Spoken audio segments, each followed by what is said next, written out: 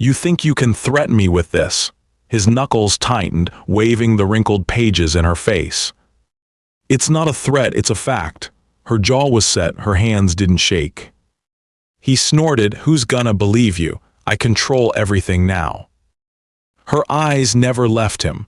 You don't control the ground under your feet or the dead beneath it. A flicker crossed his face. You're bluffing. She stepped forward, voice low.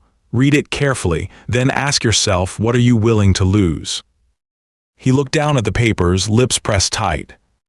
You're not the only one who can pull strings, she whispered. The silence aided him, the crackle of the ancient fire behind them suddenly immense. We don't have to do this, he said soft, but there was fear there now, not swagger. She didn't move. Sign or they see all of it, every insider trade, the burial records, your name attached to every scheme. He swallowed, loud in the hush. What happens if I refuse? His voice barely carried. Her answer was calm as snowfall. Then you lose everything. She put the agreement on the table, a pen beside it, and stepped back. Sometimes the end waited in a single breath. But to understand how she ended up here, staring down the man who once vowed to protect her, you have to start before everything was stripped bare. The bank had closed 2 accounts that morning. The digital voice on the phone barely masked its synthetic indifference as it told her there was $12.19 remaining across both. The journal, her mother's, sat open in the passenger seat, pages yellowed, a hand-drawn map shaking with the vibrations from the cracked dashboard. Her son Ben dozed in the backseat, a tangle of limbs under his too-thin jacket. Tess's dog, Ranger, stared out past the frost-written window, ears up, sensing unease. Every sign on the road seemed to mock them as the battered Subaru crept closer to the far edge of the Yukon River, where Alaska forgot most of its dead. Behind them, Anchorage was nothing but a bad memory. Ahead was nothing, just the property everyone called the Joke, just a forgotten cabin in the woods that her father, the cardiac surgeon, had faded away in alone.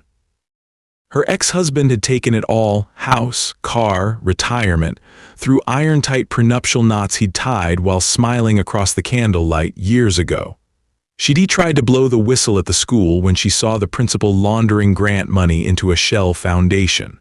The school board thanked her with an escort out the door. And now, every bridge burned, the only thing left was this. Her mother's map, tucked inside the journal her ex never bothered sifting through. Maybe out of arrogance, maybe because he was already looking farther ahead. The old chimney crumbled behind flaking layers of bricks sealed with a different shade of mortar from the rest. The fireplace was cold, blocked, but Ranger had pawed at it within 5 minutes of arrival, whining, tail tucked. Tess had dismissed it as nerves, until the scrawled drawing sitting under her shaking hands. She ran a finger along the edge of the map, a line sketched in blue between Route 66 Arizona Motel and an X labeled Stack. No address, just a note, her mother's sloping script, when the time comes, trust the fire. She should have turned back. The thought pulsed, dark and bright, every time she caught Ben's gaunt cheek in the rear view. She had nothing left but forward.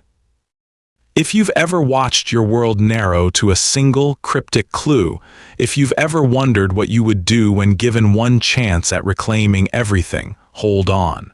This story is for you. Heavy wheels crunched onto broken gravel, the sky bruised with the slow purple of Alaskan dusk.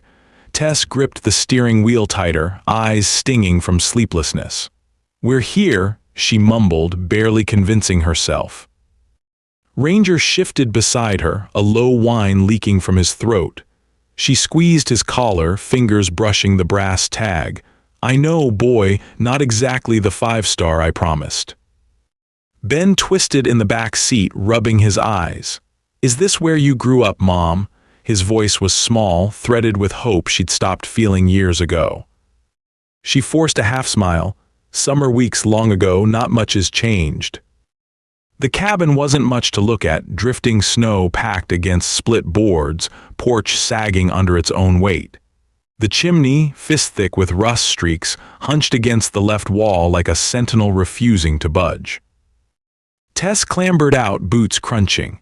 She hauled Ben's thin duffel after her and nudged the warped door open with a shoulder. Dust flew. The smell, old smoke, something metallic, seeped out and clung. Ranger darted inside, nose to the floor. Tess swallowed, pushed Ben behind her and stepped into the gloom. Her flashlight flicked on, the beam dancing across faded wallpaper clawed by humidity and rodents. "Stay close, Benny. Don't touch anything till I say." He edged in, eyes darting. "It's cold," he whispered. "I'll get the fire going," Tess promised, trying to forget the long, bleak winters she'd sworn never to come back to. But the fireplace was blocked, tamped brick, fresh compared to the rest. She yanked a loose brick with Ranger's help, grit stinging her fingers. 2 more bricks loosened, clattered. Ben pressed back, watching in silence. Then inside, wrapped in wax paper, she found it, hook 1. A blackened box, a journal, both crammed behind the sealed fire bricks, her mother's initials carved into wood. Her heart hammered. In the first 10 minutes, everything changed. Ben edged closer. "What is that?" Tess laid the journal open, smoothing creased pages until a map winked back. Her mother's shaky scrawl matched the one on the drawing in her passenger seat. There were coordinates, rough but clear. An X at the edge of the forest, just past where the river ran narrow and fierce. Ranger whined as she folded the map, her hands trembling. "I need to check something outside, honey," she said, not trusting her voice. "Should I stay here?" Ben's eyes flicked between her and the dark windows. She squeezed his shoulder. "I'll be 10 feet away, a lie but needful. Call if you hear anything, okay?" He nodded, jaw set determined. She grabbed Ranger's leash and slipped outside. The wind bit. In the half-light, the forest pressed close, snow hushing every footstep. Tess scanned the map, then the tree line, a crooked pine marked on the shaky drawing. Shadows twitched. A December wind gusted, rattling ice-shrouded branches. She remembered her ex's voice the last time she saw him. "You want the cabin? Fine. It'll rot before you see a dime." He dropped the keys into her palm, smirked. Left her in front of the courtroom, no eye contact for her or Ben. That was before her face ended up on warning emails to every school district in Anchorage. Before her name was flagged for lack of collegiality by the credentialing board. She took the forest path, Ranger nosing ahead, moving between the trees hunched under the weight of winter. A fallen birch, the bark shredded by claws, led her to a low rise, just as on the map. The ground gave a little under her weight, not quite frozen. She knelt, feeling for loose stone. Ranger pawed at the dirt, snuffling. A narrow metal pipe jutted from the ground, capped with an ancient brass coin. The map said stack. She pressed her palm to the earth, following intuition and the drawing alike. A click, she tugged. The coin snapped free, revealing a shallow hole barely big enough for Ranger's nose. She reached in. Something cold and smooth met her fingertips. A tin, sealed with wax, much older than the other box. Inside were brittle pages, handwritten, covered in codes and arrows leading back to the chimney's riddle. Another clue, not money, not jewelry, information. A legacy hidden in plain sight. She staggered upright, hook 2 clear as breath. Night thickened, pressing close against the narrow windows of the cabin when Tess ducked back inside. Ben huddled in a nest of moldy blankets, Ranger curled beside him. The fire still refused to draw, smoke coiled inside and seeped back down the chimney throat. She knelt beside the cold hearth and laid the boxes before her, heart knocking wild. "Okay," she whispered, "let's see what secrets you kept, Mom." She cracked open the journal. The pages bled with memory, her mother's script, looping and deliberate, each entry a jagged echo of loneliness. On one page, a note. "For Tess, if you ever read this, trust your instincts, not your anger. If you're holding this, it's because someone thought you were worth discarding. Remember, your father did what he could, and if he didn't tell you, it was only to protect you from men like them." Tess blinked hard, fingers trembling. Below the message, a list of codes, dates, oil company names, arrows to bank account numbers. The flow was strange and familiar. 20 years worth of sketchbook drawings, diagrams of mineral rights, land surveys. Ben watched silent. "Is it a treasure map?" he asked, half hopeful, half scared. She looked at her mother's looping signature, the date only a week before she died. "Not exactly, honey." Tess flipped ahead. A second packet, this time documents stamped by a faded state of Alaska seal, mineral claims, native burial exemptions, faxes from a local law office. She spread the pages, ranger's nose brushing the cold tile. One scrap read, "Property overlaps tribal grave site, federal protection applies, illegal to mine, sell, or develop. See attached registration deadline Feb. 15. A bolt of adrenaline. The land everyone had tried to rob her of couldn't be sold, couldn't be drilled. It was protected by law. Whoever tried would be hit by both federal fines and lawsuits. Her ex must have known, had to. He fought too hard for everything but the cabin. He wanted the oil and the rights, shot himself in the foot by leaving the only piece that mattered. That was no accident, it was calculated, her chest clenched. She turned to the last page. A hand-drawn agreement with one name scrawled everywhere, her ex's signature spelling out his intent. An unfiled draft titled Exclusive Extraction Contract, never submitted but damning. The room shrank around her. Her flaw trusting the system, calling out corruption, had left her stranded. But in that same flaw, a window opened. She saw her mother's warning in cold ink, "Don't become them, Tess, don't let them win." It was time to decide whether that meant revenge or survival. "Ben," she whispered, "get your boots, we're going to town." He stared at her, uncertain, but nodded. They loaded the Subaru in a brittle hush. The town of Fort Yukon glimmered, 40 miles below the ridgeline like a mirage. Tess aimed the car south, snow gnawing at the edges of the cracked highway. Her ally Maddox kept odd hours. The office above the old trading post was warm, the lights yellow, choked with the aroma of burnt coffee and old leather. He looked up startled when she banged in, Ben and dog behind her. "Tess, good God, you bring half the forest." She laid the journal and tin on his desk. Maddox was quick, gray beard, eyes sharp as a crow's. 10 years ago, he'd watched her go to war with the Anchorage School Board and lose, then lose again in the press. He thumbed the pages, muttered, "Your ex was poking around oil leases 2 winters back. I called him a snake, he just smiled." Tess's hands nodded. "He left me the cabin for a reason. There's mineral rights, but there's also this, native burial grounds. The law says it can't be touched." Maddox whistled. "You try to file federal protection yet?"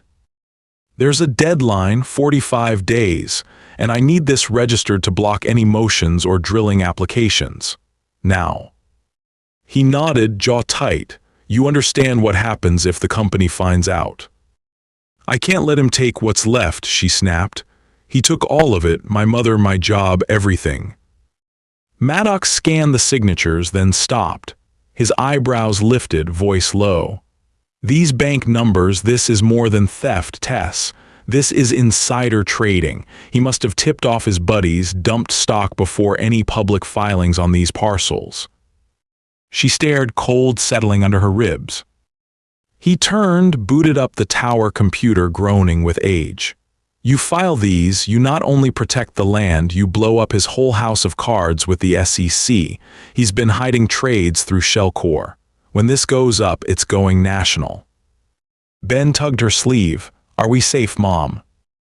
She swallowed, brushed escaped hair from her eyes. "We will be if we move fast." Maddox jabbed a pen at the clock. "Don't wait. Every oil exec in the bush will be circling.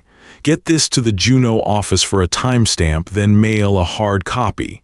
After that, the land is in federal limbo, nobody can touch it." 45 days. The countdown burned as bright as the morning sun on snowpack. The next morning, the quiet didn't last. She woke to Ranger barking. On the porch was an envelope, her ex's crisp hand, threatening even on cheap stationery. "Cease and desist," it read. "Any attempt to interfere with my legal mineral rights and I will pursue full custody of Ben. You have no claim, do not test me." Her knuckles whitened. Maddox muttered, "He moves fast." Tess took a hard breath. He won't get Ben and he won't get the land. But her ex was already working angles.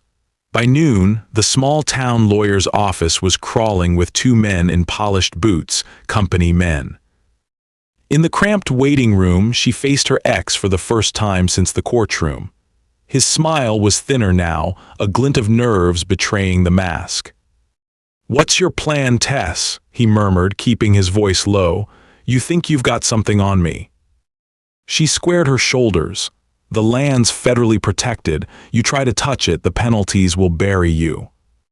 He scoffed. "You don't even understand these laws. Besides, no one cares about a stack of old bones in the middle of nowhere. I have lawyers who eat this stuff for breakfast." She let Maddox handle the paperwork, her fingers never leaving Ben's shoulder. The threat echoed. "You like whistleblowing so much," her ex hissed. "Let's see how much you like joint custody under material hardship. Maybe you should have kept your mouth shut." Her flaw, one step too honest always at the wrong time, itched beneath her skin, but she masked it. "Watch me," she whispered. He leaned in. "This land was supposed to be money. Now it's just dirt. I can still make it hurt." She held his gaze. "I can make you wish you never set foot here."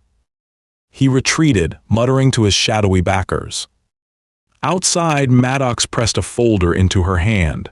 "Wait for the call. The SEC's asking questions. There's a connection to a Denver brokerage. If it checks out, he's toast." The true north was tightening around her ex like a snare. In the silence of the car, Ben whispered, "Are we gonna lose again?" Tess gripped his hand. "Not this time, I promise." The next 40 days blurred, filing papers, driving to Juneau under pale, endless skies. Ranger never strayed. Ben stopped asking questions. He started watching her, measuring her hope. Each time she checked the mailbox, her heartbeat spiked. Legal notices, threatening voicemails, the sense of pursuit always present. With 6 days left, hook 6, Maddox called, his voice sharper. "The SEC wants original documents, not copies. And quietly, they tagged your ex's stock sales in the audit. All you need is physical proof and they'll let you leverage an agreement. No media, no court yet, just a settlement and NDA. Do you want blood or just to keep your son in the land?" Tess felt claws in her chest. She could destroy him, or she could be the better person, the person her mother saw in her. She stared at the rough grain of the journal's spine, Ben's sleeping face in the next room. "Send me the papers. I'll get him to sign, but I want the right to convert the land, no more drilling ever, and I want that in writing." Maddox agreed, voice rough as gravel. Dawn crept in, watery and thin, as Tess pulled the Subaru in front of the only bank left in town. The boardroom inside was cramped, flickering with fluorescent light, ringed by mid-century furniture. Her ex was already there, tapping his phone impatiently. Two lawyers, one young, tight-lipped, the other older, mouth drawn to a thin scar on either side. Tess smoothed her skirt, Ben at her heels, Ranger quietly at her side. Inside, she felt not anger nor even panic, just bone-deep certainty that this all ended here. She walked in, set the stack of papers on the long table. The lawyers watched, silent. Her ex glanced at her, a flicker of disdain masquerading as confidence. Back to beg for what's left. She didn't answer. She slid the document toward him. He frowned at it, picking up the wrinkled pages, scanning, then scoffing. "You think you can threaten me with this?" His knuckles whitened as he waved the papers at her. Tess kept her eyes on his. "It's not a threat, it's a fact. You're looking at mineral rights fraud, SEC violations, tribal grave desecration, and every email you sent is in the packet." He shook his head with a dry laugh, but his voice sharpened. "Who's gonna believe you? Who do you think you are, some kind of hero?" She felt Ben's small hand in hers, the warmth electric. "You don't control the ground under your feet or the dead beneath it." His jaw worked, pulse thumping visible at his neck. "You're bluffing. All you've got is a map and some old stories." She pointed at the signatures. "Read it carefully, then ask yourself, what are you willing to lose?" A hush fell. The older lawyer leaned in, reading fast, eyes widening as he reached the last page. "There's a federal case here," he muttered to the ex, his voice tight. "And the SEC's flagged your last 4 transactions. If this goes any further, you're facing criminal exposure, not just a fine." Her ex's face drained, lips pressed thin as he tried to mask panic. "You're not the only one who can pull strings," Tess said, her voice low and even. He slid the packet away, sweat beading at his brow. "We don't have to do this," he said, almost pleading. "Sign or they see all of it, every insider trade, the burial records, your name attached to every scheme." He reached for a glass of water, hands shaking. The pen trembled between fingers. "What happens if I refuse?" His voice barely carried above the staccato of Ben's breathing in the room. She held steady. "Then you lose everything." For a moment no one moved. Ranger's claws tapped the tile, filling the silence. The older lawyer leaned closer, voice a gravel whisper. "For your son's sake, sign." Her ex's hand hovered, indecision drawn across every muscle. Tess took a breath that felt like melting ice. "You won't ever threaten me or Ben again. I want it in writing." He scribbled his name on the agreement. Her heart threatened to burst through her chest. She gathered the papers, folded them into her bag, and stepped back. The moment hung crystalline, vengeance or mercy. The choice now lived inside her grip. "Get out," she said quietly. "This land's already given enough blood." He rose, defeated, feet dragging, as if the door weighed 100 pounds. Ben looked up, eyes shining. "Did we win?" Tess knelt, pressing her forehead to his, voice rough with relief. "We did more than that, honey." The battle over, Tess left the room lighter than she'd entered. In the aftermath, Maddox handled the conversion forms. Within weeks, news buzzed about the new Veterans Retreat Center opening on protected grounds, dedicated to the cardiac surgeon who'd served in 2 wars, whose daughter took a different kind of blow for truth. Her ex vanished from the local business scene, rumors chasing him to cities far to the south. Friends said he lived quietly, but nothing was ever the same. She received no more threats, just silence, heavy as snowfall. The town's opinion of Tess thawed slowly. Parents welcomed her back to substitute at the library, neighbors studied her with new respect. No one laughed about the cabin now. Some wounds closed.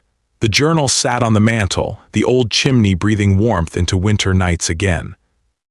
Years later, she'd walk Ranger across the grounds where the trees pressed quiet and thick, Ben grown taller, voice steady. Sometimes scars simply mark the place you finally learned to change course. If you've ever had the truth used against you or wondered if decency would ever count, remember, sometimes justice is the long road home, not easy, not fancy, but yours if you can outwalk the storm.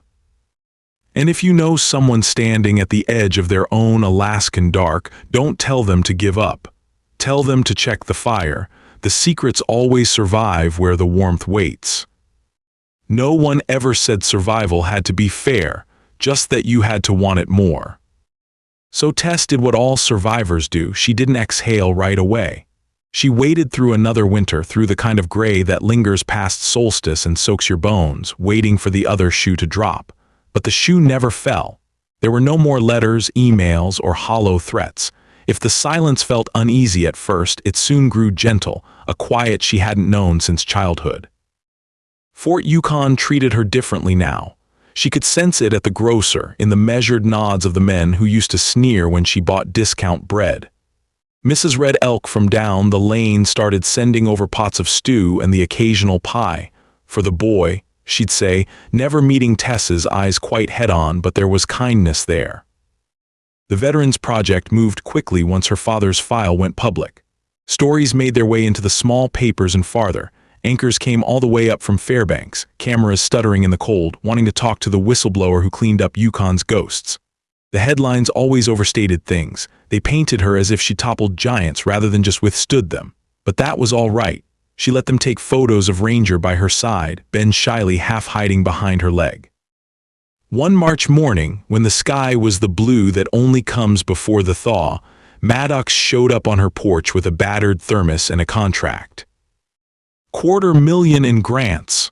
He grinned at her awestruck face. New funding for wilderness therapy, your land's already earmarked. Any pushback from the oil boys died the day your ex's name hit that ledger. She blinked, clutching her mug. Is it really over? He sat beside her on the steps, old joints cracking. Sometimes the fight's forever, sometimes it ends. Mostly it just changes shape. You did the harder thing, Tess. You didn't just try to win, you tried to live after. He watched the river for a while, the ice creaking distant. Was it worth it? She whispered, and he nodded, slow as the sunrise. You gave your boy a place to stand. That's always worth it. A week later, an envelope appeared in the mailbox. It was thick, no return address, but there was Ben's father's handwriting, smaller and shakier than she remembered. Inside, a check, unsigned, undecorated, just a single line, for Ben's future, if you'll take it. Tess stared. Ranger blinked up at her, tail wagging gently. She called Maddox. Bank says it's good, comes right from that old shell company. You want to deposit it? He asked. She hesitated, rubbing the check under her thumb. No, Ben's future doesn't need that man's apology. He'll build it himself. She burned the check in the old stove that night, feeding it to the fire that once held her mother's secrets. Eventually spring yawned over the Yukon. The cabin shed its shroud, paint still flaked, porch still leaning, but everything felt lighter. She planted wildflowers along the southern edge where the snow melted faster. Ben helped, crowing with laughter when Ranger tried to dig up their seedlings. One afternoon, after a long shift shelving books at the town library, Tess arrived home to find a thin rental car kicking dust in her driveway. She tensed, heart hammering, until a familiar voice called. Tess, hey, it's just me. She stepped forward. It was Abby, her old friend from Anchorage, bundled tight in a swirling red scarf, her arms open wide. They hugged awkwardly at first, then fiercely. Abby stepped back, looking her up and down. I don't know if I should congratulate you or ask if you're okay. Tess smiled, the lines around her mouth deepened by sun and stress. Both, probably. Mostly I'm tired. Abby nodded. You sure made the news. I kept hearing about you, but it didn't do justice. They don't talk about the nights you probably spent pacing, or what it's like to face those men in nice suits and cold hearts. Tess let out a dry chuckle. There's a lot the stories leave out. They went inside. Abby marveled at the journal on the mantel, at the old boxes that still smelled faintly of wax and wood smoke. The land's really safe? Abby asked. Tess nodded. It's under federal lock, no one can touch it, and the retreat is up and running by midsummer. My dad, his name will stick now. People will remember him for what he built, not just how he fell apart. Abby's eyes softened. He'd be so proud, you know. Tess looked away, swallowing. I hope so. They sat at the table, pouring tea as the late sun slanted across the rag rug. Ben crashed inside, cheeks ruddy from racing Ranger, who barreled in after, trailing bits of grass. Hi, Auntie Abby, Ben chirped. She grinned, hey Buster, staying out of trouble. Ranger flopped under the table, breath huffing out in a single contented sigh. For a moment there was nothing but the scrape of Ben's bowl on the tabletop, Abby's laughter, the timeless hush of a house putting itself back together. Later, after Ben had drifted to sleep and Abby snuggled under spare blankets, Tess sat by the fire, journal on her lap. She traced her mother's words, "Trust your instincts, not your anger." She'd expected revenge to feel exhilarating. Instead, the victory was the steadiness in her hands, the rhythm of a simpler life, the slow beginning of new trust. A knock at the door startled her after midnight. She grabbed the thick flashlight, heart skittering. Ranger bristled, then let out a low, uncertain woof, uneasy but not alarmed. She cracked the door and found Maddox, winded, carrying an envelope. "Got something for you," he murmured, voice pitched low. "Figured you should see for yourself." She let him in, shivering. He handed over the envelope. Inside was a Xeroxed letter from the Denver brokerage, dated all of 3 days prior. "Last bit of fallout," Maddox said, easing onto the sofa. "Looks like the feds finally froze your ex's assets stateside. Grand jury might follow." Tess sagged against the doorframe. "Is he going to prison?" Maddox shrugged. "That's not your job to worry about now. Law takes its own slow steps. Just means no one can try to lay claim to this land through him ever again." She felt it then, real and final, a full sense of safety, as if some ancient wire had been snipped.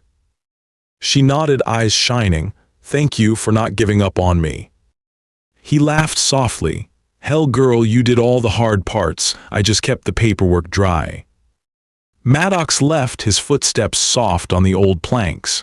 Tess padded back to bed, leaving the envelope on the table. Ranger curled beside her. For the first night in many years, she slept the dreamless sleep of the unafraid. Summer bled gold across the solstice. The veterans' retreat opened with half the town turning out, cameras snapping, a line of flags drooping in the muggy breeze. Tess found herself on stage, arms linked with Ben and Maddox, surrounded by volunteers, the young and old alike. She fumbled her speech, tongue dry, but the words came anyway. "My mother taught me not to be afraid of the truth, even when it meant standing alone. My father believed in building something better than he found. This place, they said it was a joke, a broken promise. I see it as proof that what's lost can still protect what matters most." The audience clapped, some dabbing at their eyes. After, one of the elders pulled her aside. "You honored the graves, child. That's what matters. No amount of oil or money could forgive that land except the way you did." His words steadied her more than any compliment. Abby approached, slipping her hand through Tess's elbow. "You sure you want to stay in this little frozen corner forever?" Tess looked out across the water, canoes carving gentle wakes, children's laughter skipping over the grass. She smiled. "For now," she said, "there's nowhere I'd rather heal." Later, over coffee at the edge of the deck, Ben asked the question she knew was coming. "Are you sad about Dad, about everything?" Tess looked long and deeply at him, seeing not just the boy he'd been, but the young man she could nearly glimpse within. "I'm sad sometimes," she said softly, "but mostly I'm grateful, not for what happened but for what we survived. We're here, that matters more." He nodded, accepting her answer in the way only the young can. He leaned into her side, Ranger sprawled at their feet. "Can we keep this place forever?" She hugged him, "For as long as the world lets us." After that, each season became its own small miracle. The library found the funds to keep Tess on as program director. Abby visited every summer, bringing news and city sweets that Ben devoured in a day. Volunteers swelled the camp each June, the broken, the homesick, the searching. Tess taught them how to build fires, how to read the subtle stories a river tells, how to listen when the northern lights crackled like distant static. The journal grew worn. She added her own pages, advice for Ben, maps of the wild trails, sketches of faces saved and lost. She wrote, "Protect the land and it will protect you. Never ignore the dead or the living. And if you ever have a choice between anger and courage, choose courage. It burns longer." One autumn, Maddox brought news of her ex's final settlement. He'd pled to counts she didn't bother to read. His story faded from the region as if Alaska itself refused to bear his shadow. Tess felt neither glee nor sorrow. The saga was closed. On the day Ben graduated, the retreat's main hall overflowed, vets and teachers, friends and strangers, all bearing witness. Abby read a passage from the old journal. Maddox wept, unashamed, in the back row.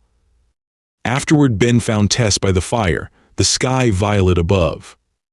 "You don't have to worry now," he said, tall as his grandfather, stronger than all the winters put together. She hugged him fiercely. "I never could stop worrying, but I believe in what we built." He smiled. "Me too. Thank you for dragging me all the way out here, for teaching me not to run from hard things." Ranger, now gone gray in the muzzle, wagged his tail, eyes bright. Fireflies drifted up from the grass. Ranger chased them, Ben laughing, Tess watching, the taste of hope bright on her tongue. After all the struggle, defeat, and endless cold, she understood what her mother meant by trust the fire. Not just the warmth of flame, but the heat of will, the slow, stubborn light you tend when nights are longest and friends few. If you were to ask her now, she'd say she didn't regret a single risk, not because they hadn't cost her, but because the cost revealed what was indestructible in her, a love that even the long dark of Alaska couldn't freeze. So she closed the journal at last, set it by the fire, and walked outside, let the sky swallow her in wide, forgiving blue. This was not the life she planned, it was the life she forged. And in the bright hush of Yukon midsummer, Tess finally allowed herself peace.